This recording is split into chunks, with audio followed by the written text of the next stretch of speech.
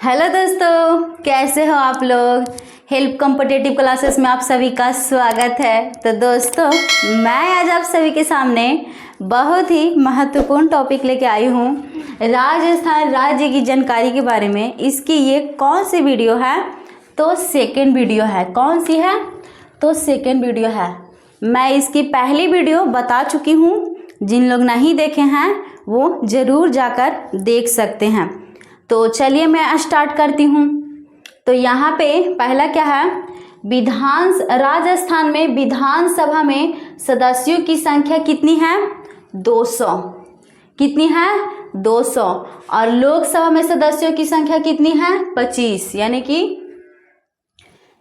विधानसभा में सदस्यों की संख्या 200 और लोकसभा में सदस्यों की संख्या 25 और राज्यसभा में सदस्यों की संख्या 10 है।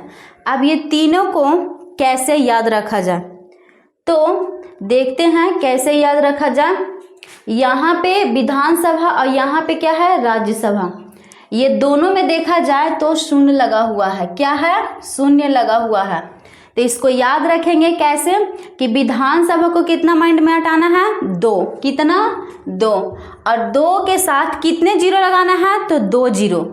2 अंक में भी लिखना है और 2 जीरो भी लिखना है। यानी कि कहा जाए कि 2 अंक लिखना है और 2 अंक लिखना है और 2 जीरो भी देना है। यानी कि कहा जाए कि विधानसभा में सदस्यों की संख्या 200। इस तरह से इसको याद रख सकते हैं।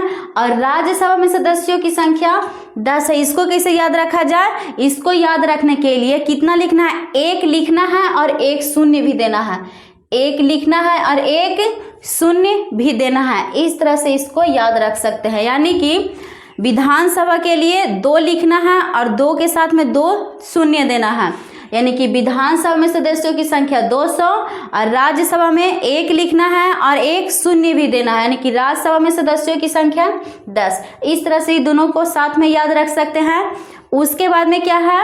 लोकसभा में सदस्यों की संख्या कितनी है? तो 25। कितनी है? 25। इसको कैसे याद रखेंगे? इसको याद रखेंगे 2-5। कितना याद रखेंगे? 2-5 यानी कि 25। 2-5 याद रख सकते हैं। यानी कि लोकसभा में सदस्यों की संख्या 2-5 यानी कि 25। उसके बाद में आगे क्या है? गोकुल भाई भट्ट को क्या कहा जाता है? तो राजस्थान के गांधी के नाम से जाना जाता है। गोकुल भाई भट्ट को राजस्थान के गांधी के नाम से जाना जाता है। यानी कि कहा जाए कि राजस्थान के गांधी के नाम से किनको जाना जाता है? तो गोकुल भाई भट्ट को। अब इसको याद कैसे रखा जाए? तो याद रखने के लिए कह सकते हैं कि गोकुल भाई यानी कि भाई हैं जो कहाँ का है? गोकुल का। याद रखने के लिए हम बोल रहे हैं, रियली में गोकुल का नहीं थे। इनको तो नाम है गोकुल भाई भट्ट। यानी कि गोकुल के थे और उनको क्या बोला गया? राजा, यानी राजा के गांधी। किसके गांधी? तो राजा के गांधी। इस तरह से इसको याद रख सकते हैं। यानी कि भाई को, जो गोकुल का भाई है, उसको क्या बोला गया है? तो गांधी। किसका गांधी? तो राजा का गांधी। यानी कि कह सकते हैं कि गोकुल भाई भट्ट को क्या कहा गया है? तो राजस्थान के गांधी के नाम से जाना गया है। उसके बाद में आगे क्या है? अजमेर। क्या है? अजमेर। अजमेर को क्या कहा गया है? तो राजस्थान का हृदय कहा गया है। क्या कहा गया है? राजस्थान का हृदय। अब इसको कैसे याद रखा जाए? यहाँ पे क्या है? अजमेर। अजमेर को थोड़ा सा याद रखने के लिए कह सकते हैं आजमा कर देखो। क्या? अजमेर को क्या समझेंगे? थोड़ी सी समय के लिए आजमा कर देखो। क्या आजमा कर देखो? किसी का हृदय परिवर्तन करके। और हृदय किसका परिवर्तन करके देखो? तो राजा का। यानी कि हृदय किसका आजमा कर देखो? तो राजा का हृदय किसका आजमा कर देखो? तो राजा का। यानी कहा जाए कि अजमेर को क्या कहा जाता है? तो राजस्थान का हृदय कहा जाता है। या तो कह सकते हैं कि राजस्थान का हृदय किसको कहा जाता है? तो अजमेर को कहा जाता है। इस तरह से इसको याद रखना है। यानी कि आजमा कर देखो किसका हृदय? तो राजा का। इस तरह से इसको याद रख सकते हैं। उसके बाद में आगे क्या है? सबसे प्राचीन पर्वत श्रृंखला कौन सा है?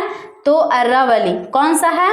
अरावली। और ये कहाँ में है? तो राजस्थान में, यानी कि सबसे प्राचीन यानी पुराना कौन सा पर्वत है? अरावली। उसके बाद में आगे क्या है?